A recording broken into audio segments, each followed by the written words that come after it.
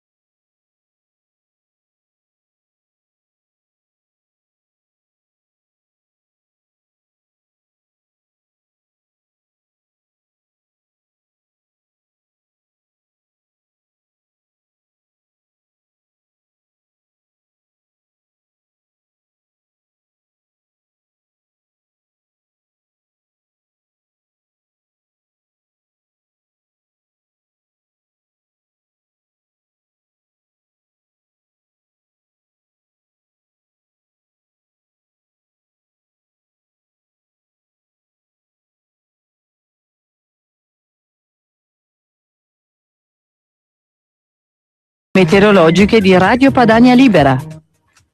Torniamo al quotidiano Libero con l'intervista di Francesco Specchia a Pietrangelo Buttafuoco, citato ieri dallo stesso Matteo Salvini nell'intervista a Libero. Salvini, dice Buttafuoco, è uno che si è preso a cuore la mia battaglia contro l'autonomia regionale siciliana, il che, detto da un leghista autonomista, è politicamente scorrettissimo, perciò dialogo meglio con lui che con Renzi o con molti di destra. In politica, prosegue Buttafuoco, non esiste il vuoto, ma uno spazio libero. Chi arriva prima se lo piglia, e a destra è arrivato per primo Salvini, che ha un vantaggio rispetto agli altri. È sinceramente popolo. Si è preso un mondo che finora era stato deluso da quel che resta di Forza Italia e di Alleanza Nazionale. Sull'Islam è un argomento cariato, una cosa di propaganda che per spiegare ci vuole la divina pazienza, e la foga anti-islamica o omofoba è un argomento usato da chi da destra non sa governare. Invece a sinistra, vedi Marino, organizzano Gay Pride. Però par di capire meglio il progetto Oltre la Lega di Salvini, che non la risulta della destra che fu. Ora Salvini ha un unico scopo: organizzare un soggetto politico con gente competente, che peraltro c'è. Prendi la ragazza di Fratelli d'Italia, Giorgia Meloni. La Meloni dovrebbe uscire dal recinto delle tribù romane, uscire e diventare sindaco di Roma. Vedi, il vero difetto di quel mondo che fa capo ad AN e un tempo all'MSI è sempre stato quello di rimanere stritolato nella morsa dei quartieri di bande romane. La politica si riduceva a guerra fra bande, alla scissione dell'atomo. La Meloni deve liberarsi del quartiere di Colle Oppio per conquistare la città in un progetto più ampio, se no finisce come Berlusconi. Pietrangelo Buttafuoco dice spesso che ormai la linea del Cavaliere è segnata, manda avanti Dudu e quel che ne segue. Quel centrodestra lì non esiste più, nonostante il Cavaliere sostenga il contrario? Chiede l'intervistatore. Non esiste più. Io dico oggi Meloni a Roma, Salvini sindaco a Milano, per riscattare tutto un mondo troppo spesso umiliato. Ma solo sentire la parola centrodestra come centrosinistra mi fa star male. Quanto a Berlusconi, qua ti dico, dice Buttafuoco al Libero, che se Matteo Renzi è l'evoluzione di Berlusconi a sinistra, il dopo Berlusconi a destra è l'altro Matteo Salvini. Non ci sono molte scelte, ma in molti affermano sfacciatamente, dice l'intervistatore, che Renzi, dal Jobs Act alla riforma della giustizia all'idea lideristica dell'uomo solo al comando, sia in realtà di destra. Ma che fai, scherzi? Risponde Buttafuoco. Renzi è la sinistra più ideologica, complementare a quella di Bersani. L'imposizione delle coscienze di Renzi è il peggior catto comunismo. Renzi è sinistra, ha l'incubo dei Boy Scout, i quali non sono che l'emanazione dei giovani pionieri del vecchio PC. Chi lo esalta ora non sa che Renzi gli sta apparecchiando un futuro cupo da capo caseggiato di Coop rosse. Renzi è l'apologia culturale del marxismo e lui lo sa. Lo sa al punto che ha fregato tutti i vecchi del partito col vecchio metodo Lenin. Ci venderanno la corda con cui ci impiccheremo, ricordi? Per questo ripongo fiducia in Salvini e nel suo furore popolare, che recupera il blocco culturale tradito da Berlusconi, il popolo delle partite IVA che è fatto dai nuovi poveri, e quell'Italia moderata della famiglia, quell'Italia che alla domenica compra le paste e si trova sul sagrato della cattedrale. Meglio Salvini, ascolta me. Salvini però, dice l'intervistatore, sta litigando con Flavio Tosi per questioni di leadership. È un bene o un male? È un bene, risponde Buttafuoco. Le liti accendono le idee e cancellano l'unanimismo del capo. A proposito di Tosi, c'è un altro servizio, sempre di Francesco Specchia su Libero. La lista di Tosi finisce nell'angolo e i suoi dicono: così facciamo il gioco di Renzi, perché il segretario Salvini ha rotto il patto. Clangore padano, scrive Specchia. I dioscuri della nuova epica leghista sono scesi in guerra fra loro. C'era un patto, neanche troppo segreto, siglato lo scorso dicembre tra Salvini e Tosi. I due enfant prodige della rivoluzione verde, prima della irresistibile ascesa di Salvini alla segreteria e al successivo recupero dei militanti straziati dal bossismo. Patto chiaro: Matteo avrebbe retto il partito e probabilmente fatto il sindaco a Milano. Flavio poteva allargare il recinto col suo progetto Ricostruiamo il Paese, una mega lista civica che s'allungava oltre la Lega, candidandosi alla leadership di un centrodestra tutto da rifare. Si spalleggiavano i due, poi qualcosa è cambiato. Sarà stata l'impensabile performance alle europee del segretario anti-euro e la sua onnipresenza in TV e in piazza. Sarà stata l'accelerazione tosiana della riunione dei moderati da ogni dove. Tosi oggi conta 44 fari da Bolzano a Caltanissetta. Sarà stato pure che Tosi, qualche giorno fa, ha cenato a Milano chef Stefano Bruno Galli con i reduci laici e non leghisti della lista Maroni. Salvini non era invitato. Sarà stato tutto questo, ma insomma tra i due compari il patto è andato in frantumi. Non si capisce bene chi l'abbia rotto, ma non importa. Salvini e Tosi si rincorrono sul progetto di sfondare nel bacino del centrodestra orfano di Berlusconi. Ma seppur cercando entrambi i consensi, oltre la defunta Padania, ognuno gioca a modo suo. Salvini tocca temi di pancia, lepenisti e putiniani contro l'euro e il blocco delle esportazioni russe. Ostenta sincero odio politico per Alfano, aspira ai votanti ex destrorsi casualmente grillini. Frequenta Casa Pound della Corea del Nord, scrive Libero, fa impennare la Lega verso l'8%, bisogna riconoscerlo. Tosi è più morbido, rastrella consensi fra tutti i moderati, Alfano compreso. Pensa che rinunciare all'euro sia impossibile e non vede l'Europa come cauchemar personale. In più ha tra i sodali Corrado Passera, che un tempo rappresentava i poteri fortissimi. Tra gli entourage dei due, Tosi e Salvini, scorre veleno. I salviniani sostengono che la linea del segretario è una sola, altri accordi non valgono e via dicendo. Infine, per completare le 2 pagine di Libero, c'è una lettera del consigliere regionale indipendente della Sardegna Marcello Orru, sardi e padani tutti insieme contro l'Europa. Pur non aderendo alla Lega, scrive il consigliere regionale sardo Marcello Orru, pur non aderendo alla Lega, considero in questo momento Matteo Salvini l'unica vera alternativa a Renzi. Condivido le sue idee e sono pronto a collaborare con lui per aiutarlo a costruire il nuovo centrodestra italiano.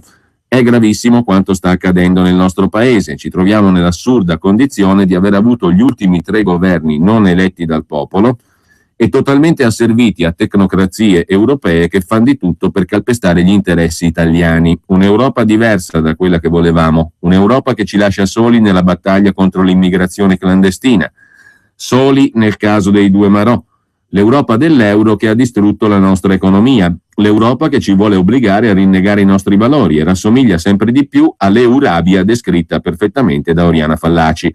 Un'Europa che cerca di affossare la tradizione e le origini cristiane del vecchio continente, che vuole annullare le differenze e le autonomie locali. Ecco perché in Francia tantissimi cittadini hanno scelto Marine Le Pen, scrive ancora il consigliere regionale indipendente della Sardegna Marcello Orru, messo in primo piano da Libero. Una scelta consapevole e coraggiosa che porterà in breve tempo Le Pen alla presidenza della Repubblica francese. Anche in Italia è tempo di suonare la sveglia. Ciascuno di noi è chiamato al coraggio, fermare l'invasione di immigrati clandestini, cancellare la legge Scalfarotto, tornare alla moneta che abbiamo sempre conosciuto, la lira. Per questo motivo mi trovo totalmente d'accordo, conclude il consigliere sardo, con le idee e le iniziative portate avanti in Italia e in Europa da Salvini e sono pronto a collaborare con lui, Giorgia Meloni e le nuove forze del centrodestra di domani per costruire un percorso politico che, sono convinto, avrà una grande spinta proprio dalle isole e dal meridione d'Italia. Una nuova esaltante sfida di popolo che porti Salvini alla guida del paese, spinto da un'onda popolare a difesa dei valori, della tradizione, dell'Italia contro l'Europa dei poteri forti che ogni giorno calpesta le nostre identità nazionali e locali. E adesso andiamo al giornale, perché anche qui c'è in prima pagina Salvini che rischia di fare la fine di Monti e Fini. A esprimersi in questi termini è Giovanni Toti, l'eurodeputato consigliere di Berlusconi, intervistato da Adalberto Signore, che a sua volta è il giornalista che si è sempre occupato di Silvio Berlusconi da anni e anni sul giornale.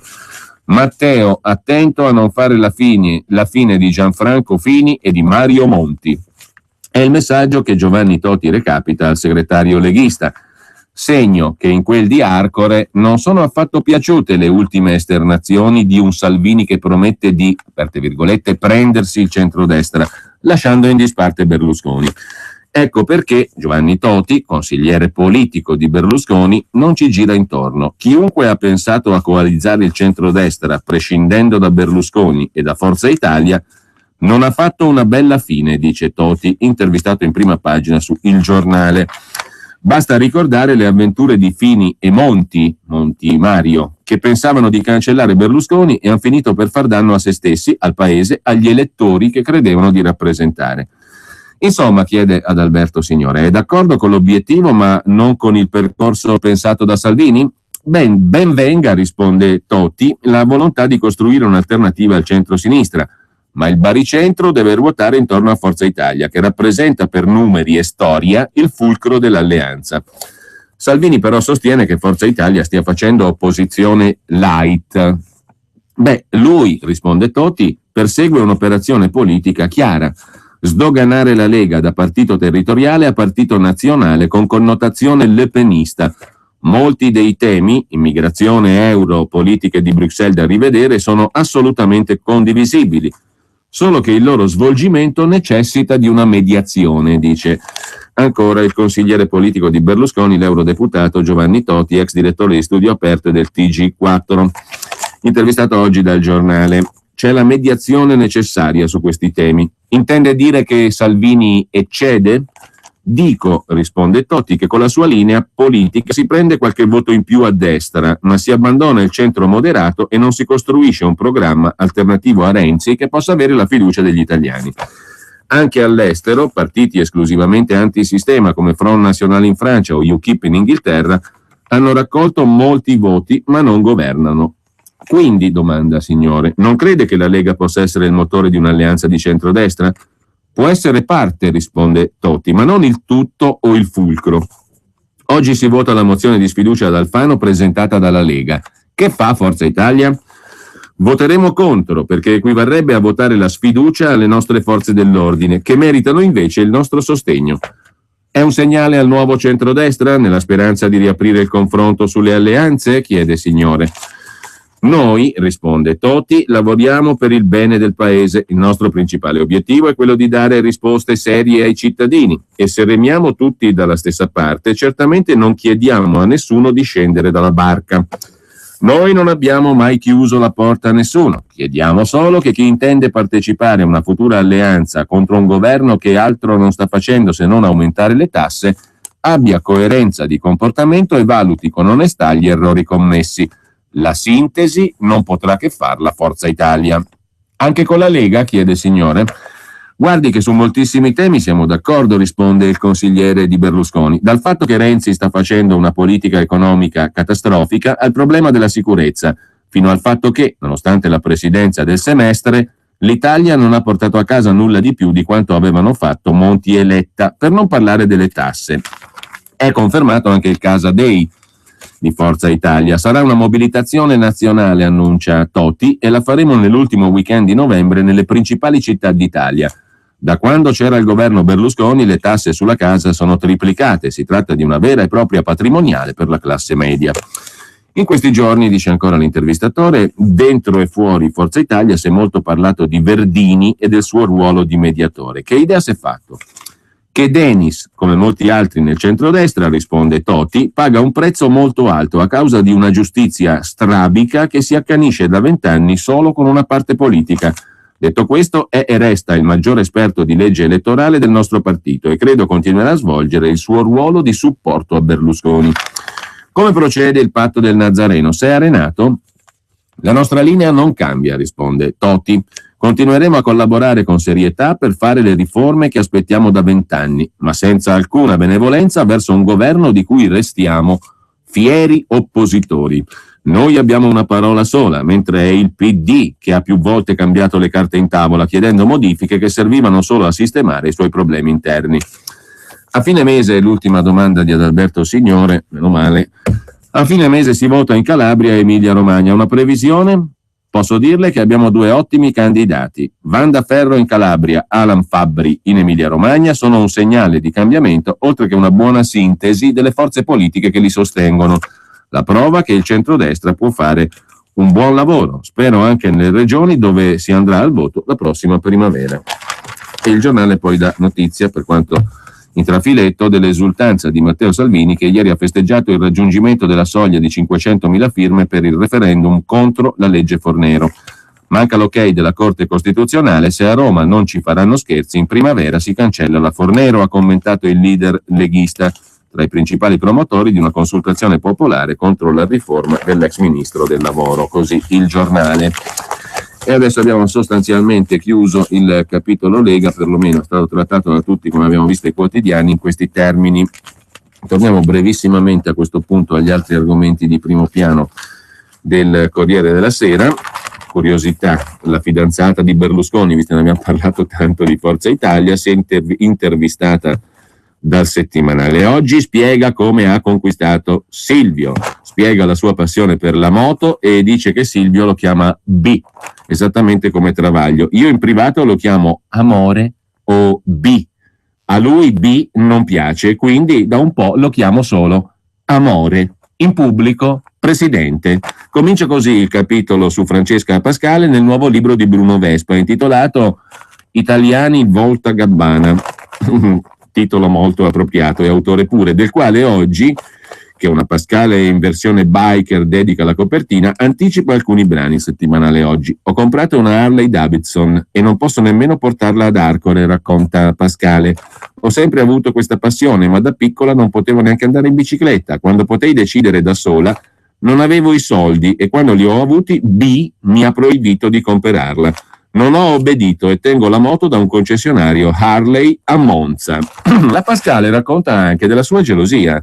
Ho conosciuto quasi tutte le donne che assediavano il presidente, non lo chiama più B in questo caso, e sono stata gelosissima di tutte, come lo sono ancora, anche di una commessa che vuol farsi fare una foto con lui. Noemi Letizia, è vero che siamo amiche, alla festa dei suoi 18 anni c'ero anch'io, dopo la serata il presidente mi disse vedrai che ci monteranno sopra una storia. La 29enne campana, fidanzata di Berlusconi, dice anche di essere oggi sempre al suo fianco di lui, di B. Lo inseguo, lo assedio, lo controllo, non lo lascio mai, povero Cristo. Ora stiamo cercando una casa a Roma. Vorrei per noi una casa normale, luminosa, moderna e soprattutto separata dall'ufficio. E Dudu? Mentre le tensioni sul voto di sfiducia ad Alfano sono l'altro argomento del Corriere della Sera. Amore, B. Che bello. Distinguo nel PD dopo il video sulle cariche della polizia, ma non si prevedono sorprese. Forza Italia sta con il ministro Alfano, come abbiamo sentito anche dall'intervista al consigliere politico Toti. Mentre lasciamo la pagina di politica italiana e c'è una pagina orrenda che viene dal Pakistan. La racconta Carlo Baroni per il Corriere della Sera. Per ucciderli sono arrivati anche dai villaggi vicini ed erano centinaia di persone, come le gocce di un fiume che si trascina dentro odio e pregiudizio. Volevano fare giustizia. Qualcuno aveva profanato il loro Dio, Allah, bruciato il Corano. Non bastava assassinare i colpevoli, dovevano cancellarne i corpi, farli diventare cenere e polvere da buttar via. Li han presi, picchiati e gettati in una fornace dove si cuociono i mattoni, bruciati vivi dopo essere stati peraltro torturati. Lei si chiamava Shama Bibi e aveva 30 anni, lui era Shahzad Masi, 5 anni di più.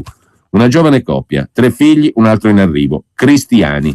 Qualcosa che in certe parti del Pakistan è meglio tener nascosto. Lavoravano in una fabbrica d'argilla, in un posto dal nome che sembra inventato, Chak 59, vicino a Kot Radha Kishan, sud di Lahore, regione del Punjab. Nei giorni scorsi il padre di Shahzad era morto. Dopo il funerale i due giovani erano tornati nella sua casa per ripulirla. Dentro c'erano vecchie carte che non servivano più. Shammah aveva pensato di bruciarle facendone un piccolo rogo nel cortile. Un uomo che assisteva alla scena giurava di aver visto tra quei fogli pagine del Corano, abbastanza per essere accusati di blasfemia, senza stare a verificare se il testimone fosse attendibile, colpa che ha già causato la morte di altri cristiani in Pakistan. Una folla di musulmani inferociti si è messa in cammino da 5 villaggi, ha sequestrato i 2 giovani, li ha portati nella fabbrica d'argilla dove lavoravano, li ha picchiati 2 giorni da incubo che forse nessuno potrà raccontare. Poi i corpi di Shammah e Shahzad, ancora vivi, sono stati buttati come sacchi dentro la fornace ardente. Soltanto allora la notizia è arrivata alle autorità, allertate dagli altri cristiani del villaggio. Il blitz nella fabbrica quando tutto era ormai finito e per arrestare 35 carnefici. Così racconta il Corriere della Sera. Rimanendo alla pagina degli esteri, è scontro finale intanto sul voto in Catalogna per il 9 novembre. La Corte Costituzionale spagnola vieta la consultazione che ha sostituito il referendum per l'indipendenza, ma il governo di Barcellona non cede, è troppo tardi, dice il presidente della Catalogna Artur Mas, e noi andiamo avanti lo stesso. Sempre poi dal Corriere della Sera andiamo rapidissimi alle pagine di cronaca, tornando all'Italia. Sì al divorzio facile e cause più veloci, è passata con la fiducia il primo provvedimento del pacchetto giustizia, meno ferie per i magistrati. E ancora dal Corriere della Sera c'è la notizia della sanità lombarda e del San Raffaele che patteggia 10 milioni di euro per corruzione. La fondazione del San Raffaele concorda la pena sulle condotte imputate agli ormai defunti Verzé e Cal. E poi c'è anche un servizio del Corriere sugli autobus e l'insicurezza. Sugli autobus con le guardie armate, liti col controllore, aggressioni agli autisti, bande di vandali, colpi di fucile sparati contro i mezzi pubblici. Da Brescia a Verona fino a Salerno scoppia l'allarme sicurezza per le aziende pubbliche di trasporto. Valerio Prignacchi è il presidente di Brescia Mobilità, che è la società che ha deciso di fare ricorso a un servizio armato a bordo dei mezzi pubblici dopo il ripetersi a distanza ravvicinata di aggressioni al personale e danneggiamenti. Brescia è l'ultima città italiana in ordine di tempo a ricorrere a misure drastiche. In precedenza avevano arruolato vigilantes le aziende pubbliche di Verona, Salerno, Bergamo e la società Tren Nord che gestisce i treni pendolari che vanno e vengono da Milano. 20 euro all'ora il costo della vigilanza a Salerno, 500 le persone sanzionate a Bergamo in un mese di controlli. Tutto parte da controlli su chi non paga il biglietto, poi la situazione degenera. C'è il focus del Corriere sul caso Bergamo. Ora ci insultano ma non reagiamo. Biglietto prego, il passeggero che scende dall'autobus si fruga nelle tasche, scruta lo strano controllore che ha di fronte con giacca militare, basco e pistola che penzola dalla cintura. A Bergamo si fa così. Di fronte a una massa di viaggiatori a scrocco, con buco da 400.000 euro nel bilancio, di fronte a intemperanze di teppisti che aggrediscono i conducenti, la società trasporti SAB ha deciso di affiancare ai suoi 8 controllori 2 pattuglie di guardie giurate. Ma tornando alle altre questioni di primo piano del Corriere, c'è anche da segnalare un articolo di Sergio Rizzo sulla protezione civile condannata a dare soldi alla Marcegaglia per il mancato G8 alla Maddalena. Senza soldi per combattere le emergenze, la protezione civile dovrà versare 39 milioni alla società Mita di Emma Marcegaglia. Ad Andrea Donada Le Rose e Emma Marcegaglia i danni per i mancati guadagni del G8 alla Maddalena, nonostante ci furono già polemiche per un trattamento comunque reputato da alcuni di favore verso la Marcegaglia per le concessioni dei luoghi della Maddalena. Va segnalato poi a pagina 30 del Corriere l'articolo di Severino Salvemini sulla questione dell'Expo, è ora di parlarne.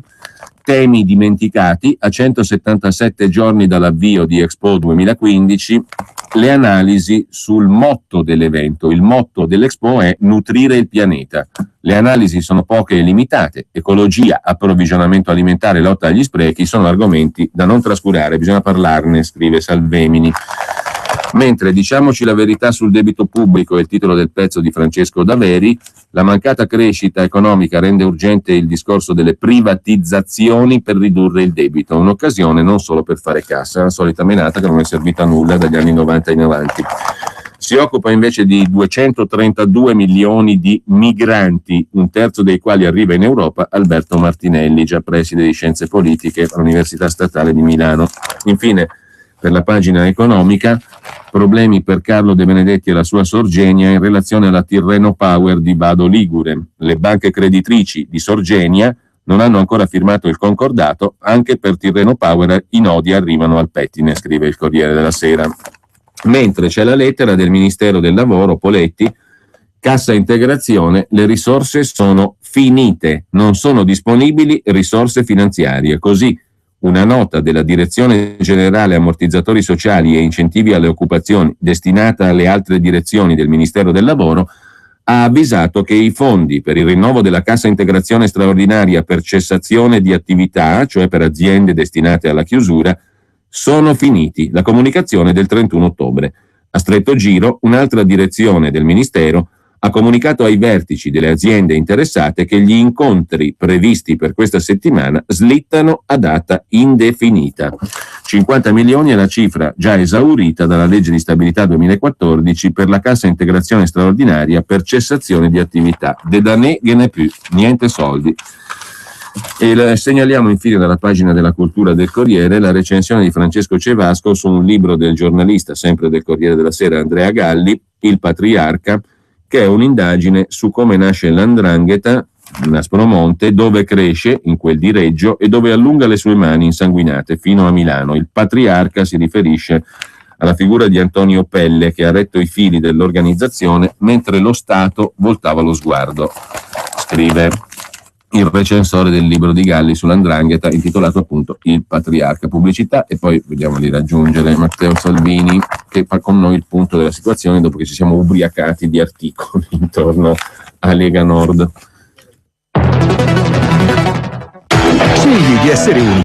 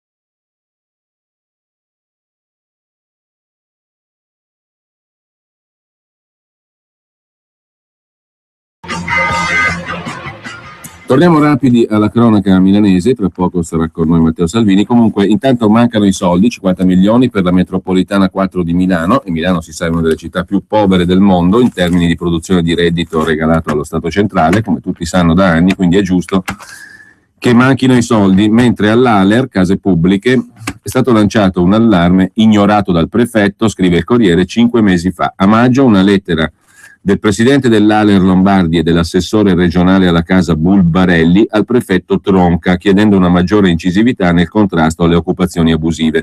Allarme ignorato, scrive il Corriere della Sera. Problemi anche per i beni sottratti alle mafie, sono ostaggio della burocrazia.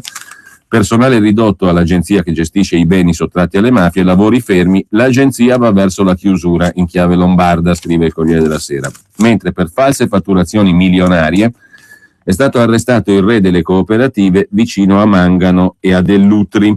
E infine, sempre dalla cronaca di Milano, confiscata la prima auto Uber Pop. Uber Pop è la versione low cost del servizio Uber, che è una app, cioè un servizio via internet che recluta autisti, noleggio con conducente per offrire un servizio di trasporto. Uber Pop è la versione low cost, dichiarata abusiva dal Ministero dei Trasporti perché assume conducenti con veicolo proprio, in violazione delle norme di sicurezza sul trasporto persone.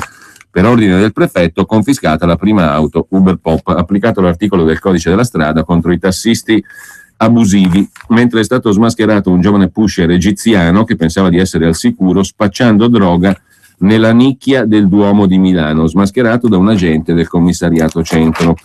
E infine da Varese, in hotel la centrale dei profughi, titola ancora il Corriere, siriani dalla Sicilia alla Svezia, tappa intermedia, un 3 stelle di Saronno per la precisione, 3 arresti, un giordano a capo della banda, al passatore 1.500 euro per ogni viaggio. Non date soldi a chi elemosina a Milano è l'appello dell'assessore Granelli e del comandante dei vigili Mastrangelo. Il rischio è alimentare il racket. Dopodiché Repubblica racconta con Franco Vanni l'odissea di Sari. Quante botte se non facevo 60 euro al giorno. Vivevamo in 4 sotto un telo di plastica al Parco Nord, per scaldarci ci facevano bere vino. Tanto vino, dice la ragazza mendicante. Intanto dovremmo essere in collegamento, credo di sì, interpretando i cenni, sì, siamo in collegamento telefonico con Matteo Salvini. Buongiorno Matteo. Buongiorno a te Giulio, buon mercoledì a chi ci ascolta. Allora, ci siamo ubriacati stamattina sui giornali con articoli su articoli sulla Lega Nord, sull'intervista che hai rilasciato ieri e che abbiamo letto al quotidiano Libero. Allora, facci capire, sei di destra, sei di sinistra, vuoi togliere lo scettro a Berlusconi, sei un fascista, sei lepenista, ti piace Casa Pound, sei leghista, sei contro Tosi è contro di te, che succede? Sì, sono abbastanza leghista, questo da 24 anni, questo lo confesso. Questa è una notizia però. Può comportare sicuramente delle indagini che saranno in corso da diversi punti di vista, però confesso il mio leghismo. Confesso che oggi non leggerò neanche un giornale perché fortunatamente il lavoro da fare è tanto. Confesso la soddisfazione, Giulio, di essere qua questa mattina a parlare della Lega al centro della scena politica, perché se torniamo all'anno scorso di questi tempi, oggi cos'è? Il 5 novembre oggi. Se torniamo al 5, provo per curiosità a cercare in rete un giornale, un Corriere, La Repubblica, il giornale Libero del 5 novembre dell'anno scorso. Probabilmente la Lega era dopo le previsioni del tempo, se c'era era morta, era moribonda, era tutto un fallimento, era un disastro. Ci stiamo togliendo delle piccole grandi soddisfazioni. La notizia di ieri dal mio punto di vista, da cittadino prima che da leghista, è l'ok, il primo ok al referendum per cancellare la legge Fornero, nel senso che hanno certificato l'immane sforzo di aver superato 500.000 firme almeno per il primo dei 5 referendum, sugli altri non ci hanno ancora detto nulla, però la Fornero è messa in sicurezza. Se la Corte Costituzionale non si inventa qualche cavillo, gli italiani e i padani potranno votare per cancellare quella schifezza. E quindi questa è la Lega, che è tornata al centro della scena politica, che viene inseguita da Grillo, che viene inseguita da Berlusconi, che viene insultata da Alfano. Prima ha chiamato un giornalista per chiedermi se commentavo la dichiarazione di Alfano che invita i leghisti a molare Salvini perché è un reggimoccolo della Le Pen. A parte il fatto che se devo scegliere a chi reggere il moccolo preferisco la Le Pen a Renzi, a uno scafista.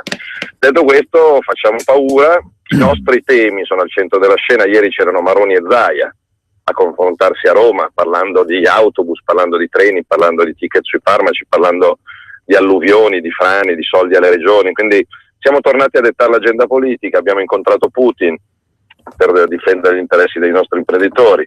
Negli Stati Uniti finalmente Obama si è preso un bel calcio nel sedere e tutte le sue palle, le sue parole vengono smontate, mi ricorda tanto il parolaio di Firenze.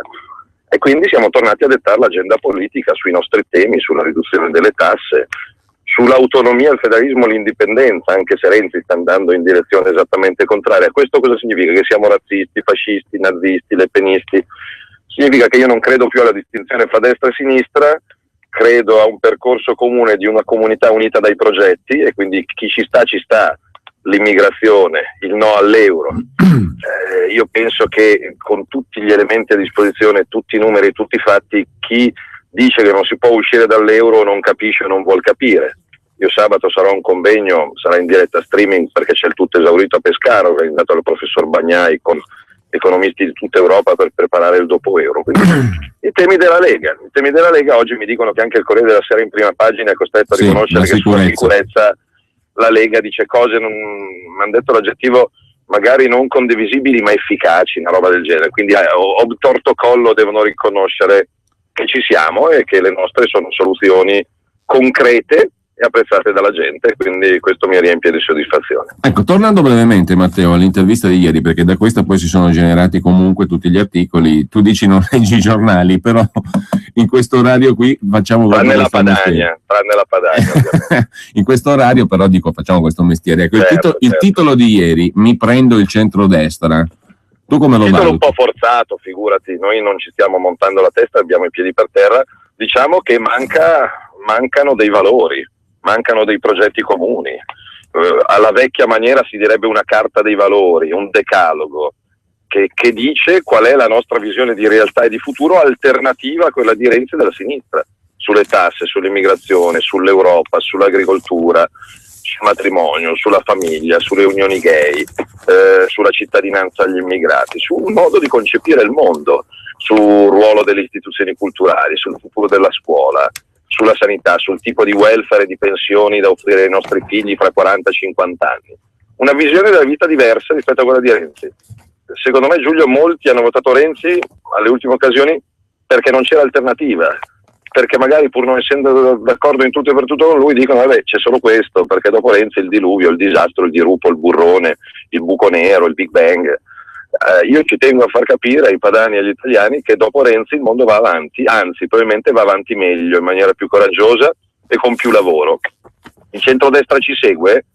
Bene. Berlusconi ci segue? Bene. Berlusconi si incazza? Mi spiace. Alfano si imbufalisce? Sono solo contento. Bisogna dare un progetto a milioni di italiani che non vanno più a votare, che magari ci stanno ascoltando in questo momento, che però sui temi, sugli studi di settore, sulla difesa del Made in Italy del mondo, su una politica estera che non litiga con la Russia ma dialoga con la Russia e litiga con gli estremisti islamici, su questo il centrodestra io penso che sia maggioranza. Ecco, peraltro oggi c'è una lunga intervista, l'abbiamo letta prima, a Giovanni Totti in prima pagina sul giornale, dove si dice da parte del consigliere politico di Berlusconi, così è definito, molti dei temi che la Lega solleva sono assolutamente condivisibili, soltanto che il loro svolgimento necessita di una mediazione, e nei rapporti col governo Renzi, in sostanza, nonostante si dica noi siamo fieri oppositori, però in realtà in Parlamento le cose sono diverse, non ci sono fieri oppositori in Forza Italia, ma sostenitori alla fine dei conti. Sì, poi di mediazioni stiamo morendo. L'abbiamo visto anche nelle scorse esperienze di governo, dove la Lega ci ha messo l'anima, ci ha messo i voti, ha donato il sangue, media qua, media là, e Casini, e Fini, e la Rava, e la Fava. Di mediando in mediando stiamo annegando, e quindi non sono per niente moderato e non ho voglia di mediare. Io penso che l'Italia, in questo caso dico Italia perché l'emergenza di disoccupazione è tale da nord a sud, perché l'emergenza immigrazione e sicurezza è tale da nord a sud. Poi da segretario della Lega posso ribadire a chi ancora non vuole capirlo che la Lega Nord era, è e rimarrà Lega Nord, punto. Da questo punto di vista, semmai la scommessa è far crescere intorno qualcos'altro, ma la Lega non si tocca.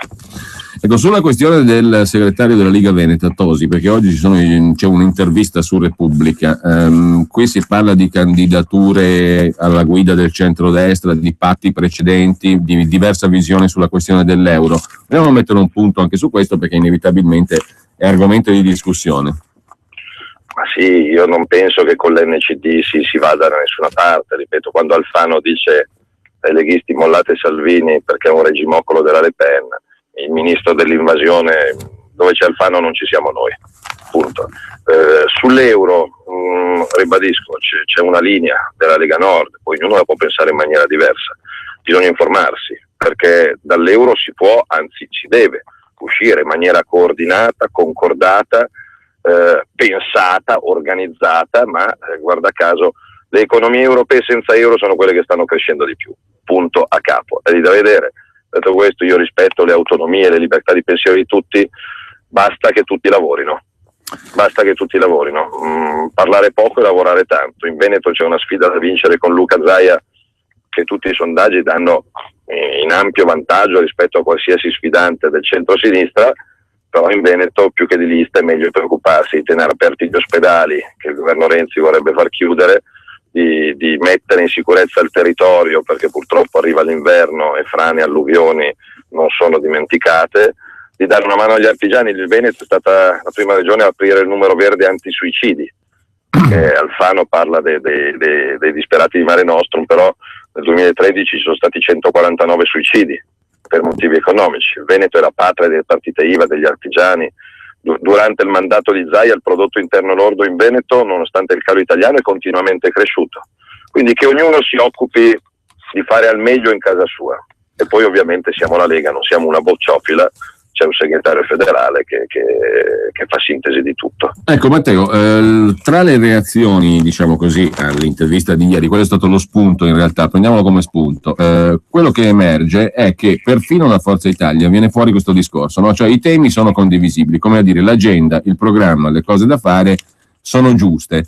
Però noi in questo momento siamo assorbiti da altre necessità che Toti riassume con la parola mediazioni, poi ognuno ci lega dietro quello che vuole. Se uno vuole fare il maligno pensa alla giustizia, pensa alla legge del conflitto di interessi sulle televisioni, pensa alla legge elettorale. Do des, diciamo.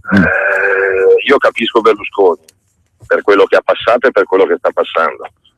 Berlusconi, può piacere o non piacere, ha fatto tanto, ha rivoluzionato il modo di fare politica e comunicazione in questo paese, è stato perseguitato da non so quante decine di processi, il venerdì mattina va a imboccare con la minestrina i malati e le malate di Alzheimer vicino a Milano, facendo l'aeroplanino come faccio io con lo yogurt con mia figlia che ha 20 mesi quando non ha voglia di mangiare. Quindi è chiaro che è giustamente vittima dal suo punto di vista di un sistema pazzesco, perché la giustizia in Italia, se ti mette nel mirino, anche se hai ragione, non ti molla più. Detto questo, oggi non possiamo permetterci perdere tempo, non possiamo permetterci di guardare all'indietro, non possiamo permetterci di aspettare, non possiamo permetterci di supportare anche marginalmente Renzi, che dal mio punto di vista è pericoloso, perché in economia non ne prende una. Tutti i dati economici sono in peggioramento, lui ha scelto Confindustria, ha scelto Marchionne, ha scelto le banche, ha scelto i poteri forti, e se ne fotte di tutto quello che c'è sotto, piccole e medie imprese, artigiani, partite IVA. Pensate che la legge di stabilità promette che abbasserà l'IRAP nel 2015 e intanto la rialza per il 2014. Gli imprenditori che sono all'ascolto sanno cosa vuol dire. Uno aveva fatto i bilanci a fine anno sulla base di quello che il governo si era impegnato a fare nella scorsa primavera, e adesso il governo arriva a novembre e dice: sai cosa c'è? L'abbassamento IRAP per il 2014 me lo fumo. Era uno scherzo, non c'è, te lo do nel 2015. E magari ci sono aziende che chiudono per questo simpatico scherzo. Beh, del resto, diciamo, i numeri della legge di stabilità sono lì da vedere. Perfino Banca d'Italia e Istat hanno certificato che non cambia nulla. L'impatto in termini economici è soltanto negativo, perché aumentano le tasse in prospettiva con le clausole di salvaguardia per il futuro. Però non parliamo di questo, parliamo di altro, perché mi interessa un aspetto, Matteo, non so, interessa credo anche a chi ci ascolta. L'aspetto è questo qui. Dicevo prima, qui le reazioni sono va a destra, va con la Le Pen, va a sinistra, eccetera. Sono tutte questioni diciamo così, di posizionamento politico, politicheggiante. Sui contenuti si dice, perfino la Forza Italia, appunto, i contenuti sono quelli giusti. A proposito di contenuti, allora, questo mese di novembre si parla di tasse, tra le altre cose, no? Certo. E si parla di flat tax. Io vorrei, diciamo così, entrare un pochino più nel dettaglio di questa proposta, della quale avremo modo di parlare, perché verrà presentata e anche autorevolmente con un economista americano che l'ha inventata. Però chiedo a te, diciamo, di chiarirci qualche aspetto in più della proposta che fa la Lega in tema di tasse. Ti ringrazio per la domanda, perché questa magari per molti ascoltatori è una cosa sconosciuta, suona male, poi a me i termini inglesi stanno sulle balle, flat tax è aliquota unica, aliquota fissa, una tassa uguale per tutti, semplicemente. Una dichiarazione dei redditi di una pagina, la presenteremo a Milano sabato 13 dicembre, iniziate a segnarvi questa data sull'agenda perché penso che farà discutere, farà riflettere e farà sognare, però in maniera concreta. Noi proietteremo delle slide ma con dei numeri reali, non a cazzo come qualcun altro. La sostanza, come l'ho capita io, e se l'ho capita io la possono capire in tanti, è che in 40 paesi del mondo si sono detti l'evasione fiscale è alta, lo Stato alza le tasse su quelli che le pagano perché deve incassare sempre di più, quelli che le pagano sono sempre di meno perché falliscono a furia di pagare tasse. In 40 paesi del mondo hanno fatto la scommessa contraria. Proviamo a dimezzarle le tasse, vediamo se oltre che a quelli già me le pagano non mi pagano anche gli evasori, gli elusori o quelli che non ce la fanno, e io abbasso le tasse a chi le paga e incasso di più perché sono di più quelli che pagano. Poi uno dice è una cazzata e funziona. Cosa è successo? Sarà mica caduto il cellulare per caso? Tra poco, tra l'altro, Matteo Salvini sarà qui in studio. Allora, cosa facciamo adesso? È caduto il cellulare fisicamente, credo, perché abbiamo sentito un botto notevole. Vediamo di recuperare il collegamento telefonico e intanto tra poco apriamo anche le linee telefoniche allo 02 66 20 35 29 per la diretta, oppure per chi vuole intervenire via SMS, e già ce ne sono che stanno arrivando, il numero è il 346 6427 756. Ci rimane però da parlare, adesso credo che possiamo, spero, ricollegarci telefonicamente con Matteo Salvini, anche di un altro appuntamento di fine mese. Intanto dobbiamo concludere il discorso sulla flat tax, ma c'è anche da parlare dell'appuntamento a fine mese per l'annuncio di un nuovo movimento, di una nuova forza politica, che è un altro dei temi toccati nell'intervista citata ieri, mentre la pagina Facebook di Matteo Salvini in questo momento è dominata, diciamo così, da una parte dalle analisi di centri studi che parlano di Lega di Salvini che sfonda al sud, arriverà al 15%, scrive il quotidiano Libero Online, e diversi lettori anche dal sud sono intervenuti stamani sulla pagina Facebook di Matteo Salvini. Però adesso vediamo se intanto riusciamo a recuperare il collegamento telefonico, altrimenti facciamo una piccola pausa e poi torniamo in diretta con le telefonate allo 02 66 20 35 29, gli SMS al 346 6427 756. Pausa musicale, che il signore della musica ce la mandi buona.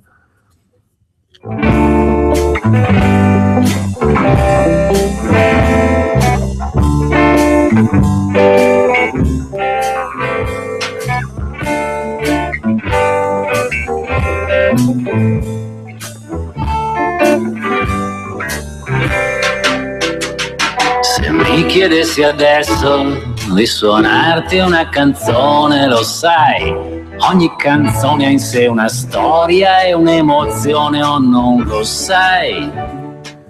Rieccoci allora in collegamento, poi tra poco credo che Matteo Salvini sarà qui con noi in studio.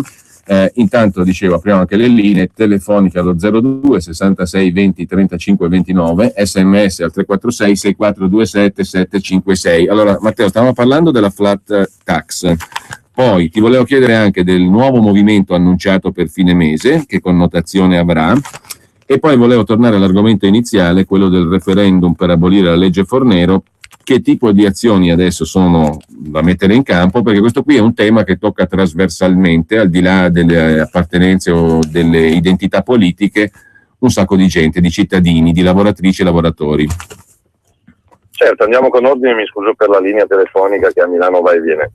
Flat tax, in conclusione ne parleremo in radio, arriva il professor Rabushka dagli Stati Uniti per presentarla in maniera concreta e seria, quei numeri che stanno in piedi a Milano. Significa una riduzione fiscale forte per tutti, noi la ipotizziamo fra il 15 e il 20%, che sarebbe una rivoluzione anche culturale, al di là dei balzelli, casini, le 18 aliquote, e la scommessa è abbattere quei 100 miliardi di evasione fiscale oggi stimata, che preferiscono eludere, evadere, andare a Monte Carlo, andare a Londra, andare alle Cayman, andare in giro per il mondo, e quindi far pagare meno chi oggi già paga e convincere o costringere a pagare chi oggi non paga, perché chi continua a non pagare con una aliquota così bassa, a quel punto lo butti in galera e butti via la chiave. Significherebbero decine di miliardi di euro che tornano a girare in economia, nelle casse degli artigiani, dei commercianti, dei piccoli e medi imprenditori. Non è un favore ai ricchi, perché oggi i ricchi in Italia le tasse non le pagano, lo dico agli ascoltatori. Chi oggi in Italia, anno del Signore 2014, dichiara più di 200.000 euro, qui non stiamo parlando dei multimilionari, ma 200.000 euro, è solo lo 0,2% dei contribuenti. Quindi fatemi un'idea di quanti ricconi pagano le tasse. In Russia, dicevo, l'hanno applicata al 13% e l'economia è ripartita, lo Stato ha incassato di più, perché mi spiegano chiamarsi curva di Laffer, Giulio sarà molto più preparato di me da questo punto di vista. Più alzi le tasse, meno la gente le paga. Lo capisce mio figlio che ha 11 anni. Se porti la tassazione al 60%, la gente non ce la fa pagare e chiude, e lo Stato non incassa un cazzo. Quindi preferisco una tassazione bassa, affrontabile da tutti. È chiaro che poi fai delle detrazioni per i figli a carico, per le famiglie, in modo tale che chi arriva a guadagnare 20-25 mila euro all'anno magari non paga nulla. E poi invece chi ne guadagna 100, 200, 300, invece di pagare niente, paga il 15-20% e lo Stato va avanti. Questa è la scommessa che facciamo e che faremo, e che io sono convinto sarà il modo per far ripartire l'economia nel dopo Renzi.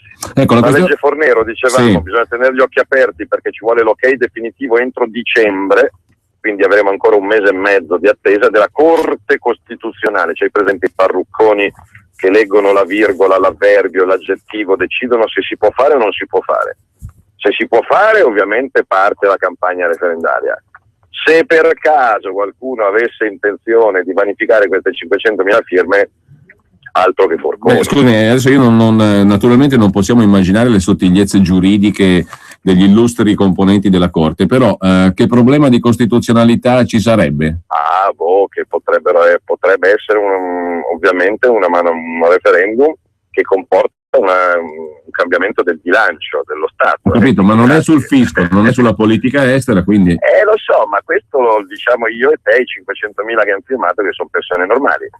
Sai che tu te lo vedi Renzi che fa campagna referendaria contro l'abolizione della legge Fornero?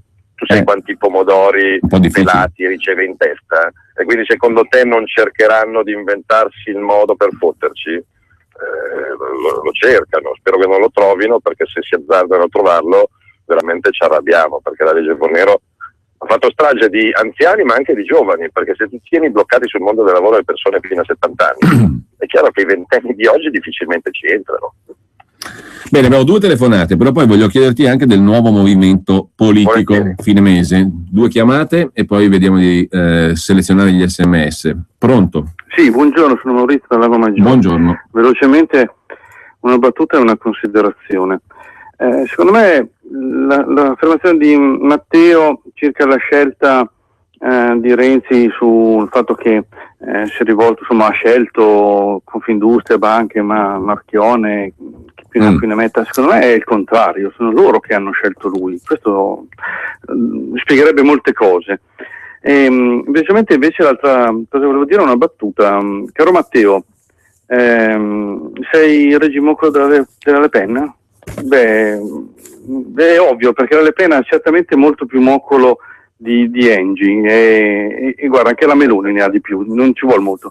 Chi il moccolo ce l'ha può solo invidiarlo, quindi vai avanti così Salvini, reggi pure i moccoli, sempre più cattivo, che di buoni ne abbiamo fin in sovrabbondanza. L'altra telefonata, pronto? Sì, buongiorno, sono Paola, complimenti comunque a tutti e due. Vi dico cosa ho capito io, poi magari un commento. L'eventuale candidatura a premier del centrodestra di Salvini, secondo me ha fatto uscire allo scoperto il giochetto di Berlusconi, cioè far finta di litigare con Alfano per permettergli di appoggiare Renzi. E infatti Brunetta ieri sera a Ballarò, che è una trasmissione veramente da volta a stomaco con uno dei peggiori conduttori, ha dichiarato che Forza Italia non vota la fiducia ad Alfano.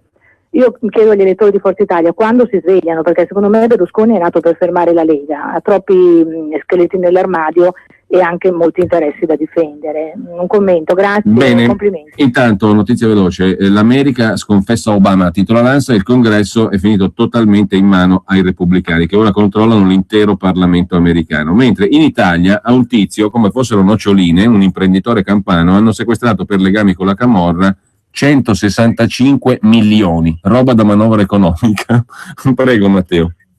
Questo magari non pagava le tasse, questo con la flat tax almeno qualcosa dovrebbe pagare. Ascoltatori, no, noi non reggiamo il moccolo di nessuno, mi permetto di dire che in politica estera anche la Lega che accelera, non guardando solo da una parte o dall'altra. Io sono stato in Russia, ma andrò volentieri a Washington non a incontrare i democratici alla Obama, ma a incontrare gli altri, quelli che mi sembrano un pochino più equilibrati.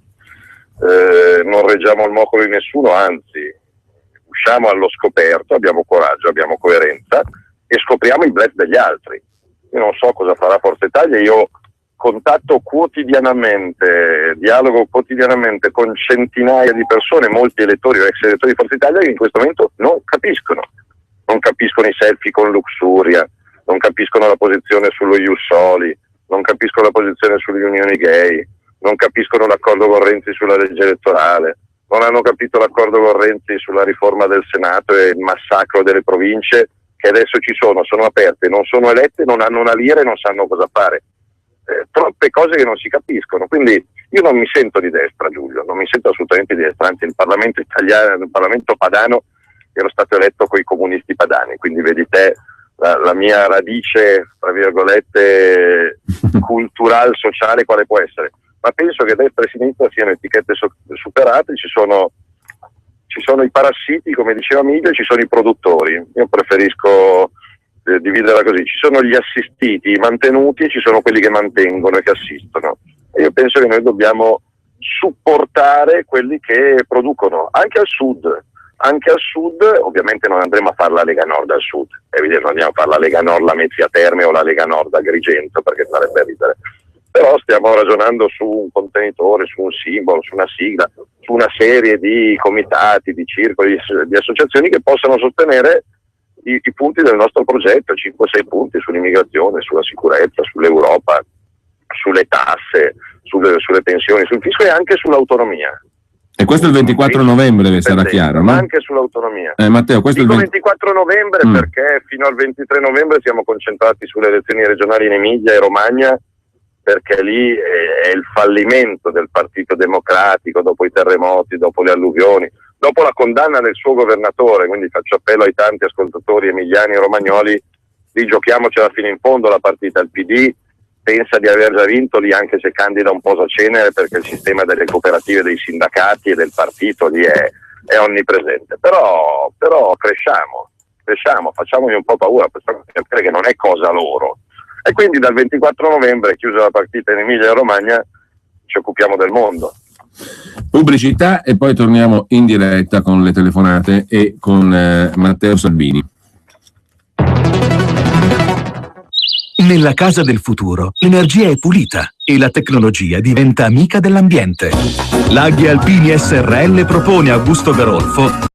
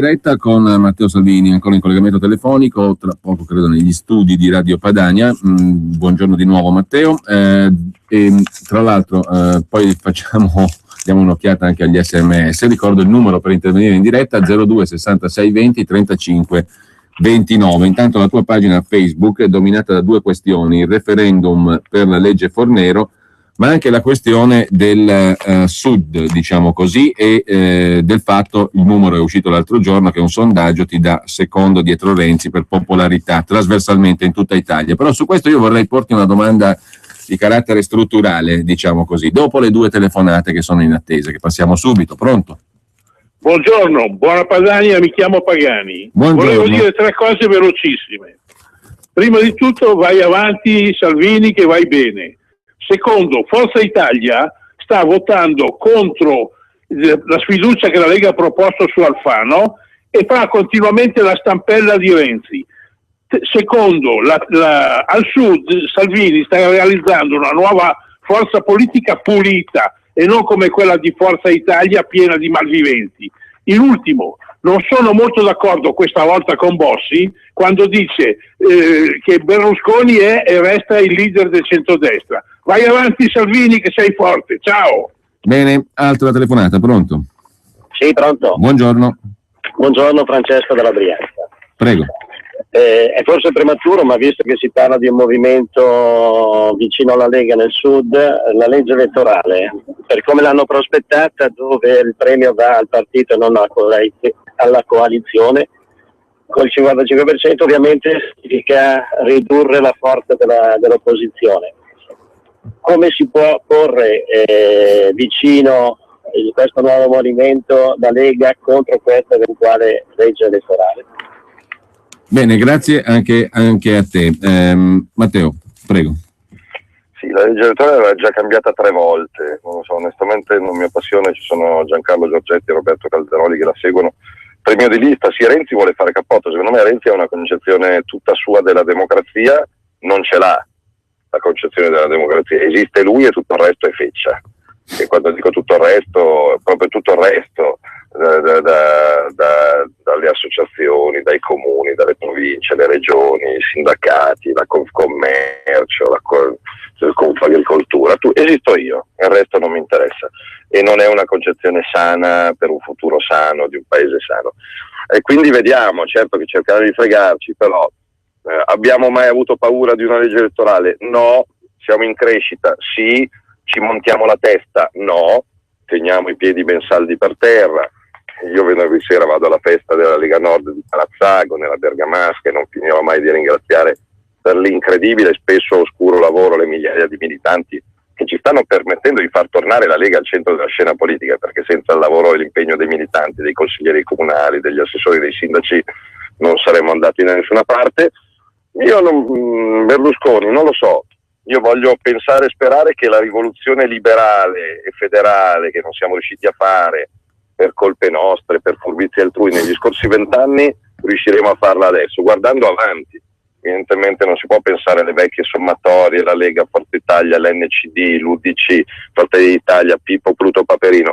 Secondo me occorre osare, inventare, strutturare, lanciare qualcosa di nuovo. Oggi lo dicono ad esempio Massimo Fini e Pietrangelo Buttafuoco.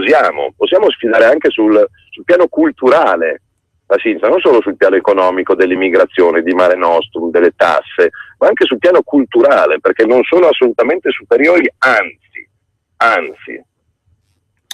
Matteo, la domanda strutturale, tra virgolette, perdonami il gergo marxista che ti volevo porre, la domanda strutturale è questa qui, in vista di questi dati che dicono che come popolarità la tua è trasversale, no? Chiaramente diciamo parte dal nord, ma ci sono anche riflessi sulla tua stessa pagina, li citavo prima, di messaggi dal sud e via dicendo. Il problema strutturale è questo qui, la storia d'Italia ci insegna che la politica italiana ha sempre rappresentato interessi anche territorialmente diversi e che questo è un paese nel quale gli squilibri dal punto di vista numerico sono infinitamente superiori, parlo di soldi, parlo di sfruttamento fiscale, sono infinitamente superiori rispetto a quelli degli altri stati. La Catalogna, che comunque andrà al voto e che comunque parte da una rivendicazione di carattere economico, è molto meno sfruttata della Lombardia, del Piemonte, del Veneto e dell'Emilia Romagna. E questo lo dice la storia d'Italia. In presenza di un quadro strutturale così, è credibile secondo te, è solido che da Sud possano manifestarsi simpatie per quella che ancora, per quella che è la Lega Nord, per la tua posizione, per un movimento diciamo che metta insieme le esigenze del Nord più che mai vive, perché non è cambiato nulla in questi ultimi 20 anni da un punto di vista strutturale, e ancora oggi lo stesso tasso di sfruttamento fiscale è quello di ieri, e ripeto, è l'intera storia d'Italia che ce lo dice. Quindi strutturalmente parlando sono componibili gli interessi di chi si è sempre fatto rappresentare in un certo modo con gli interessi di chi è sempre stato sfruttato? È una scommessa obbligata. È una scommessa obbligata. Giulio, tu ne sei testimone, ci abbiamo provato in tutte le maniere in questi ormai 25 anni, con la devolution, con il referendum, con la secessione, col federalismo fiscale, con i costi standard, con l'autonomia, con le macro regioni. Da soli evidentemente non ce la facciamo. La Lega al Nord sta crescendo, io ho visto i sondaggi in Veneto, siamo tornati quasi al 30%, toccate ferro perché bisogna lavorare e impegnarsi, i sondaggi sono quello che sono, però noi al Nord possiamo crescere, possiamo arrivare al 25, al 30, al 35, facciamo l'esplosione, arriviamo al 40%, manca un pezzo. E io girando il Sud ho incontrato tanta gente che non vuole campare di assistenza, che non vuole fare il dipendente pubblico, che non è il falso forestale, che non è il falso invalido, che non è amico del camorrista, che vorrebbe fare turismo, che vorrebbe fare agricoltura, che vorrebbe fare pesca, che vorrebbe fare artigianato, che vorrebbe continuare a difendere, a produrre e esportare Made in Italy. Quanta è questa presenza al Sud? Tanta, poca, non lo so, valuteremo. Però non mi sento di dirgli no, non mi interessate, anche perché le politiche di Bruxelles stanno massacrando in maniera uniforme la Lombardia, il Veneto, ma anche la Sicilia e la Puglia. E c'è voglia di autonomia. Quanto sarà? Lo scopriremo fra un anno, fra 2 anni, fra 3 anni. Però c'è voglia di autonomia, non alla Crocetta per intenderci, non autonomia alla siciliana per assumere altri forestali. Di autonomia, c'è il movimento Salento Regione, ci sono in Calabria, piuttosto anche nella stessa campagna energie positive che non si riconoscono nei partiti attualmente esistenti. Io sono disposto a giocarmela questa scommessa con la Lega che fa la Lega al Nord e quindi non cambia di una virgola, ma cercando di capire se la battaglia la possiamo vincere coinvolgendo anche le energie positive che ci sono al centro e al sud. È un rischio? Sì, anche, però io sono entrato nella Lega per tirare a campare, per sopravvivere, per aumentare dello 0, no. E quindi, ripeto, se torniamo indietro all'anno scorso era uno scenario inimmaginabile perché ci davano per morti. Adesso dettiamo l'agenda, siamo in mezzo al campo, dobbiamo essere bravi, dobbiamo essere furbi, dobbiamo continuare a essere onesti, puliti, trasparenti e quant'altro. Pensate al Veneto, hanno inquisito mezzo mondo, non ci sono i leghisti e non c'è Zaia, e non è una coincidenza, evidentemente. E quindi è una scommessa che faremo accompagnandola con Radio Padania Libera, perché non ho certezze, non sto nascondendo un progetto che mi è già ben chiaro dall'inizio alla fine col nome, il simbolo, lo statuto, i responsabili, no. La accompagneremo magari con i consigli, i suggerimenti, le proposte e le critiche degli ascoltatori di Radio Padania Libera. Proviamo a fare quello che fintamente diceva di voler fare Grillo, di coinvolgere il popolo della rete, adesso non coinvolge più una mazza di nessuno, anzi di tutta fuori. Noi vediamo invece di accompagnare questo progetto giorno per giorno, perché tanto qua ogni giorno ne succede una. 2 telefonate, 02 66 20 35 29, pronto? Pronto? Buongiorno. Sì, buongiorno. Senta, io volevo ritornare su Milano, visto che c'è Matteo Salvini. Io sono un genitore di quella scuola che è stata chiusa nell'anno 2013 per l'amianto, la scuola di Viale Puglie. Allora abbiamo passato un anno orribile insieme agli adulti di un centro territoriale permanente cercando di spiegare al comune che non c'era l'amianto e che eravamo in pericolo in una situazione del genere. Ci hanno sempre detto che non era vero. Oggi scopro sul giorno di ieri e dell'altro ieri che il responsabile amianto del comune di Milano è stato indagato per abuso d'ufficio. Ora io chiedo non tanto delle scuse, ma il perché è stato fatto tutto questo a noi. E lo chiedo a Matteo Salvini che lo possa magari dire a quelli del Consiglio Comunale, perché noi vogliamo delle risposte a questo punto. Perché dei bambini di un elementare sono stati portati via dalla loro struttura, hanno stravolto la vita alle famiglie e non abbiamo ancora capito cosa è successo. Grazie anche a lei. L'altra telefonata e poi la parola subito a Matteo Salvini. Pronto? Pronto, buongiorno, sono Susanna da Brescia. Buongiorno. Buongiorno a lei.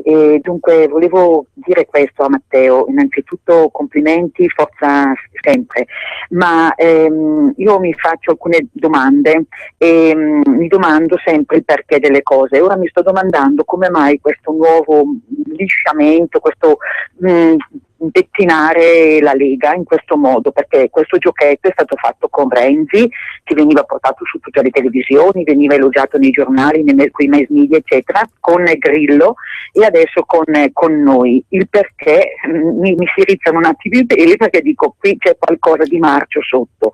Io voglio dire solo questo a Matteo: non vorrei che ci portassero magari anche al governo di volesse, però per magari vedere che poi nulla si riesce a fare e la Lega verrebbe fatto una cosa tombale, insomma, sulla Lega. E quindi io dico a Matteo semplicemente, scusate l'emozione, dico solamente attenzione Matteo alla giustizia, attenzione anche a andare al sud, perché non vorrei che ci fossero tanti Alfano. Bene. Grazie, buona giornata. Grazie anche a lei. Matteo.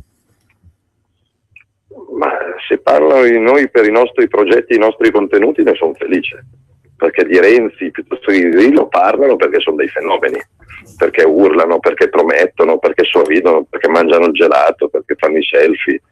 Di noi sono costretti a parlare, ripeto, per i contenuti, per i progetti, per le proposte e i risultati che otteniamo sulla sicurezza. Pensiamo al fatto, i giornali non l'hanno detto, ma è giusto ricordarlo, gli ascoltatori di Radio Padania Libera: i gruppi parlamentari della Lega alla Camera e al Senato sono i più produttivi di tutta Italia da tutti i punti di vista, e gli ultimi 2 emendamenti hanno permesso di eliminare i finanziamenti che il governo Renzi aveva confermato per i forestali della Calabria e per i lavoratori socialmente inutili di Napoli e di Palermo.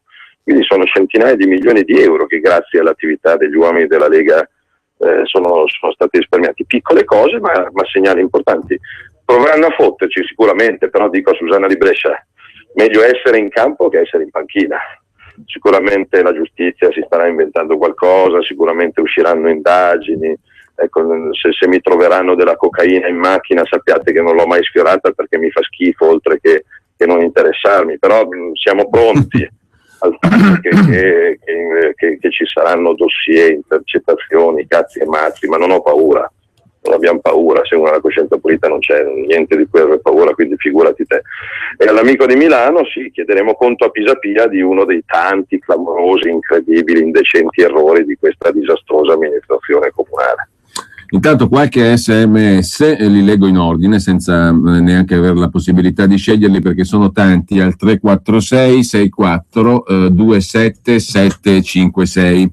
Matteo dice il nome del nuovo movimento, scrive Pier da Varese. Tieni duro, il pallone gonfiato scoppierà. Un altro messaggio: in certe regioni i voti controllati dalle mafie sono quelle più sprecone, quelle regioni. Quando sarà il momento di tagliare gli sprechi, come propone la Lega, secondo Matteo cosa succederà? E perché dovremmo essere proprio noi che andiamo a creare il contenitore? Enzo da Padova. A Bruxelles quando e quanto ci lavora, con quale stipendio? Chiede Claudia. Oggi pomeriggio, Claudio, ho l'aereo alle 18.50, domani mattina ho la mia commissione, lo stipendio è di 6.000 euro al mese, e in più se ci vai ti danno il gettone, se non ci vai non ti danno il gettone, quindi quando non ci sono perché non posso, perché lo ritengo inutile, non mi danno il gettone, quindi risparmio. Comunque dico a Claudia che c'è un sito a Bruxelles che si chiama mapranking.eu che certifica tutte le attività di tutti gli europarlamentari dal primo all'ultimo, quindi è tutto assolutamente trasparente. Questo non si firma: Salvini sei solo un parolaio ma vai a cagare. Però sono contento perché ha speso i suoi 10 centesimi per scrivere una stronzata. Tanto se uno dice vai a cagare gli posso mandare un pernacchione. La rivoluzione fiscale del 14 novembre, chiede Silvano da Brescia. Ieri ho incontrato Maroni e Zaia e abbiamo valutato che cosa le regioni possono fare senza mettere a rischio i cittadini, e ovviamente prima di dirlo lo facciamo, perché se annuncio qualcosa ovviamente la Guardia di Finanza non sta lì a guardare. Comunque dal punto di vista fiscale, dilazioni, rateizzazioni, copertura per chi non ce la fa, ci stiamo lavorando. Bene, intanto allora riapriamo le linee 02 66 20 35 29, anche se abbiamo tra poco, credo, la pausa pubblicitaria, 3 minuti, 2 sono già le telefonate. Sentiamo, pronto? Pronto, sono me? Prego, buongiorno. Ciao Matteo, sono Antonio di Cinisello, vai avanti così. Secondo te cosa dicono gli altri? Oh, che bello, è arrivato un nuovo soggetto, facciamolo andare avanti. Cioè, mi sembra proprio una cosa contraria, no? E poi comunque sia il nome Movimento Federalistico Italiano, perché va avanti in tutta Italia e non cambia la propria idea, federalismo. Ciao ragazzi. Il nome non c'è, non è che lo sto nascondendo, ci stiamo lavorando, ci stiamo ragionando, non abbiamo i segreti. Non abbiamo le agenzie di marketing alla Renzi che fanno i sondaggi, le robe, no, lo facciamo noi. Altra telefonata, pronto? Buongiorno. Buongiorno. Buongiorno Salvini. Buongiorno. Buongiorno, è la prima volta che chiamo, parlo con lei e siamo tornati a votare Lega, io e mia moglie, dopo 10-11 anni, grazie alla splendida campagna per le europee, grazie ai valori e alla testimonianza sua che è stato grandissimo, e siamo tornati a aver fiducia nella Lega. La mia paura adesso è che si torna con il signor Pascale, il signor Dudu, i gay, i trans, i trafficoni, i lunedì di Arcore. Per favore non rovini il mio voto, se no davvero non so più cosa fare. Sono tornato a votare Lega, vorrei votarla ancora, ma senza quel personaggio. Grazie. Vediamo, io l'ho incontrato anche questa settimana. Ma ci hai capito qualcosa di reale, concreto? Perché quello è il punto. Cioè, da fuori non si capisce. Secondo me ha un partito liquido, ma liquidissimo, cioè molto molto liquido, che non ha una guida univoca. Cioè a Brescia le provinciali fanno l'alleanza col PD, a Genova vanno col PD, di là vanno con l'NCD, non è che si capisca molto. Le idee sono buone, perché sulla carta le idee di Berlusconi e di Forza Italia erano e continuano ad essere buoni dal punto di vista fiscale, dal punto di vista delle riforme, dal punto di vista del meno tasse, meno Stato. Non ci è riuscito, non ci siamo riusciti. Saremo ancora, sì, io però preferisco guardare avanti. Non penso alle riedizioni, ai club di Forza Italia, penso a qualcosa di nuovo. Berlusconi potrà esserci, perché no? Ma lo dico all'ascoltatore, io non ho preclusioni nei confronti di nessuno. Stiamo crescendo, ma siamo ancora piccoli, non è che stiamo parlando, quindi siamo al 7, 8, 9. Forza Italia comunque è ancora accreditata il 14, 15, 16, 7%, quindi però se il mio impegno è che se faremo un tratto di strada con qualcuno, e dico se, perché non è né un sì né un no, sarà sui nostri progetti, cioè sarà non dico alle nostre condizioni, che suona brutto, però sarà sulla nostra agenda, sull'immigrazione, sulla famiglia, sull'agricoltura, sul federalismo. Ad esempio, il referendum in Veneto, chi ci sta, chi non ci sta, l'NCD ha votato per il referendum, vedi che paese che vai, gente che trovi, quindi non c'è l'NCD tutto uguale, Alfano è un conto, ma in Veneto evidentemente hanno sentimenti diversi rispetto a quelli che hanno a Roma, quindi non dico no e sì a priori a nessuno, cerco di non farmi fregare ovviamente. Pubblicità.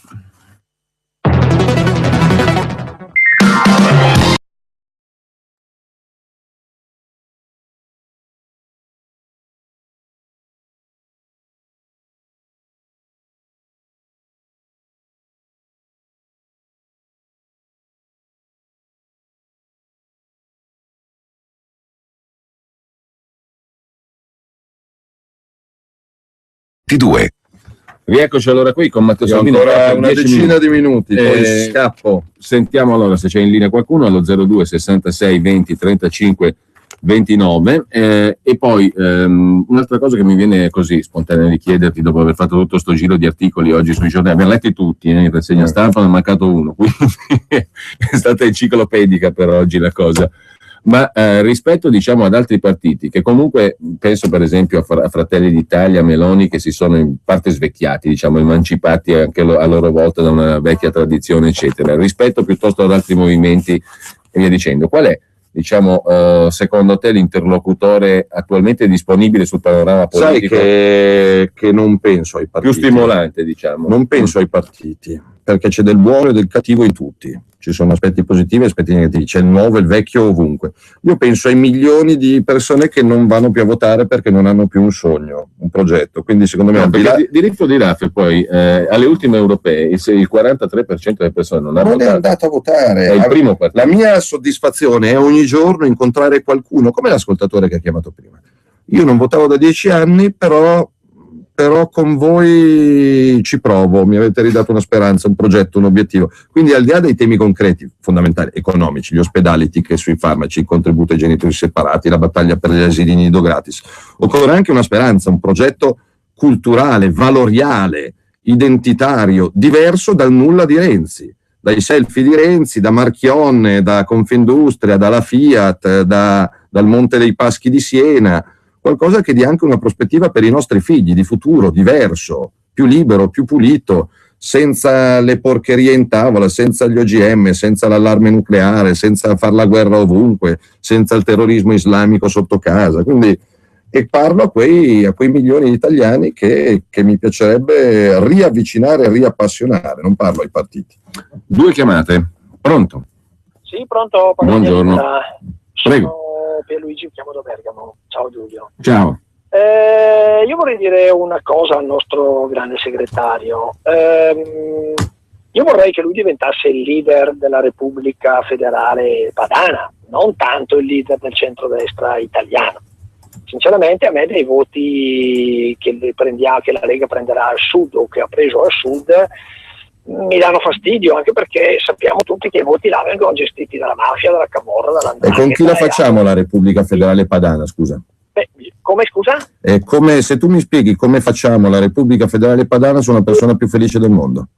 Bisogna che lavoriamo, tu sei in Lega da più di me, quindi dobbiamo lavorare per convincere la nostra gente prima di quella del sud. Però 25 anni, ma sai che a volte capiscono di più il messaggio autonomista e federalista e sull'immigrazione, sulle tasse a Lecce che non a Milano? Io ho dei milanesi miei vicini di casa più rimbambiti di alcuni che invece al sud l'hanno capita molto più di noi?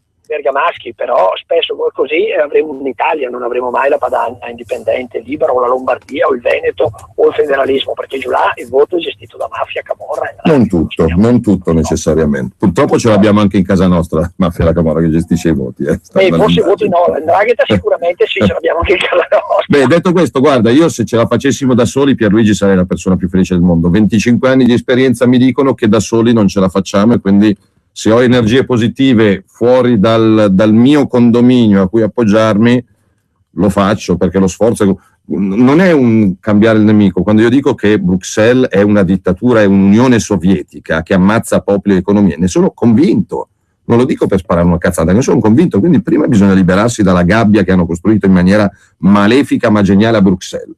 Poi, certo, noi ci chiamiamo Lega Nord per l'indipendenza della Padania, non ci chiamiamo Lega Nord Filippo, evidente, però il mio dovere di segretario, prima cosa che di leghista, è di capire come arrivare all'obiettivo, non di cambiare l'obiettivo, evidentemente. Altra telefonata, 02 66 20 35 29, pronto? Posso parlare? Prego. Sono Enrico di Vedano. Ciao Salvini. Ciao. Ascolta, te dovresti, per tirare da un partito, da quell'altro, spiegare, specialmente al Meridione, quando vai giù a cercare voti, come funziona la Svizzera, con i cantoni. Invece di fare le regioni, facciamo i cantoni come la Svizzera e ognuno comanda a casa sua e senza tirare troppo di destra o troppo di sinistra, capito? Ciao. Però il progetto di riforma, non so se andrà in porto, costituzionale, votato da Forza Italia e PD, va nella direzione del tutto completamente opposta, azzerare tutte le autonomie locali, comuni e regioni, tutto. Quindi noi ci troviamo. L'ascoltatore di Bergamo parlava di Repubblica Federale. Noi stiamo vivendo un momento che è l'esatto contrario. Questi ci ammazzano se possono, ci cancellano, ci sradicano, ci eliminano. L'altra chiamata ancora, 02 66 20 35 29, pronto? Buongiorno. Buongiorno. Prego. Tocca a me. Vorrei dire a Salvini, che potrebbe essere mio figlio, bravissimo, si guardi solo le spalle. Io da mamma pregherò non solo per tutto il paese, ma soprattutto per lei. E poi hai testa, non dico di cosa, che continuano a dire ma non andiamo, non guardiamo da altre parti. Dico semplicemente che qui a Torino, sono Maria da Torino, tra parentesi, qui a Torino chi vota Lega sono i meridionali, perché mi duole dirlo, io sono nata qui, da gente comunque del nord, ma hanno la mente più aperta, perché vanno giù, vedono le cose, tornano su e capiscono che la Lega è una forza positiva. Quindi vada avanti così, perché se la gente qui non capisce bisogna coinvolgere tutto il paese e soprattutto, gente mia, ricordiamoci il valore della preghiera, il valore spirituale, lo spirito muove le montagne, ricordiamocelo. Grazie per la preghiera, perché l'ascoltatrice ha più fede di me, la invidio, e quindi prendo tutto quello che viene, e quindi ringrazio. Magari servono sicuramente di più le sue che le mie di preghiera. L'altra telefonata, pronto? Le ultime 2, poi scappo. Pronto? Buongiorno. Sì, buongiorno. Ciao Matteo, sono Ermanno. Ciao. Senti Matteo, una cosa importante, guarda, io dall'88 prima in Vespe Siciliane e poi in Piazza Massari, la mia lotta quotidiana ancora oggi è contro proprio i nostri cittadini qua che non capiscono un accidente di niente. La mia lotta quotidiana è far capire le nostre tesi, le nostre istanze, e quindi fattamente sono più i meridionali che capiscono dei nostri. Io sono veramente stufo di sentire certi argomenti che non sono veri. Ciao. L'ultima chiamata, pronto? Direttore, buongiorno, segretario, buona Padania. Sono Angelo da Brugherio. Io le dico, guardi, vada avanti così. Lei è un giocatore di scacchi, io lo definisco il Bobby Fischer degli scacchi. Ecco, è una magari, ma a me piace giocare a scacchi, ma non la vedo. Quando c'è sulle parole crociate scacco in 5 mosse, io mi incasino, non lo vedo. Comunque, segretario, lei vada avanti. Programmi e progetti. Le ideologie sono morte nel XX secolo, basta sinistra e destra, non se ne può più. Lei deve fare programmi e progetti, e li sa benissimo, non glieli devo elencare io. Pensionati, cassi integrati, giovani, disoccupati, pensionati ancora, gente che ha un handicappato in casa, o pensionati, per dire, che poi vanno nelle case di riposo e ci vogliono 3.000 euro al mese. Questi signori qua lo sanno o non lo sanno che purtroppo dilapidano una fortuna? Cioè sono 40 anni di lavoro che glieli devono dare alle case, come si chiama, di riposo. Comunque, segretario, vada avanti così. Il Meridione, e concludo, è un serbatoio di voti, perché è di gente onesta che ha voglia di lavorare, che purtroppo ha ragione lei, il peggior nemico l'ho vicino di casa. Bene, grazie anche a lei. Io posso dire che però non mi interessa il serbatoio di voti, certo i voti non è che mi fanno schifo, ma mi interessa un progetto politico-culturale alternativo a un'Europa che ammazza tutto quello che è identitario, che è comunitario, che è locale. Persone come Massimo Fini o Pietrangelo Buttafuoco, cosiddetti intellettuali, alla Lega non ne hanno risparmiato. Che oggi ti risponde sul Libero. Però io ho bisogno di stimoli, non di gente che mi dice solo hai ragione, sei bravo, sei bello, perché magari qualcosa la sbaglio, però la scommessa è troppo grande. Io ho letto adesso Repubblica e le reazioni stizzite di Berlusconi, di Forza Italia, di Alfano, di La Russa, della Gelmini, ma a me non me ne fotte niente di fare il leader del centrodestra. Adesso onestamente, io ho fatto la testa della Lega per fare il leader del centrodestra, ma chi se ne fotte? A me interessa dire alla Padania e all'Italia che c'è un'alternativa a Renzi. Sono io, è Giulio Gainarca, è Semmi Varin, è Roberto Colombo, ma il nome è l'ultimo dei problemi, mettiamoci i contenuti. Qua tutti a menarsi il torrone, le primarie, la leadership, la figlia di Berlusconi, la figlia di mio cugino, la cognata di mio nonno, ma chi se ne frega? Non me ne può fregare de meno di chi è il leader, però se c'è il leader c'è un progetto, c'è una squadra. Oggi non c'è il progetto e non c'è la squadra, e la Lega si farà carico di mettere a disposizione il progetto e la squadra. Poi il leader si chiama Pippo, e allora staremo con Pippo. L'ultima delle mie preoccupazioni è scannarmi anche perché per fare il leader del centrodestra. Io voglio che ci sia ben presente che Renzi non è Re Sole, che c'è un'alternativa più sicura, più sana, più pulita, più libera e con più lavoro. Anche perché qualcuno li chiama segnali deboli, per così dire, ma chi li coglie credo possa percepire che forse magari non è vicinissimo, ma non è neanche lontanissimo il tempo della scoperta delle carte, perché i bluff, le slide, non va avanti tanto, non possono durare. Non va avanti tanto, e anche, non va avanti tanto. E anche la fine di Obama, diciamo, un personaggio piuttosto, diciamo, incline. L'anno scorso era il re del mondo, Nobel per la pace. Mi sembra Renzi, un Renzi più abbronzato. Quindi, alla fine, dall'altra parte, uno deve avere poi delle linee di azione politica concreta, perché altrimenti quel 43% là che dicevamo prima aumenta. C'è l'alternativa, si può cambiare, anche in Emilia Romagna si può cambiare, non è che è detto che debbano morire di PD, fino alla fine dei giorni. Quindi sono contento perché ci attaccano bene. La Fornero, ecco, io godo pensando all'incazzatura della Fornero. Ecco, solo è un miracolo solo leghista, perché 500.000 firme raccolte in tutta Italia solo dalla Lega sono un piccolo grande miracolo. Ricordiamo poi la campagna referendaria, è stata silenzio, nessuno ne parlava, le televisioni, i giornali, ce l'abbiamo fatta. Bene, è un bel mercoledì, anche se piove è un bel mercoledì. Ti lascio agli ascoltatori. Bene, grazie. Un saluto a Matteo Salvini. Andiamo in edicola a comprare la Padania, perché soldi ne abbiamo pochini, l'abbiamo visto, non c'è più il finanziamento pubblico, anche i nostri dipendenti vivranno dei mesi di sacrifici, e quindi se ci avanza €1 in tasca usiamolo. Bene, salute a tutti. Ehi, ascoltatore di Radio Padania, il sondaggio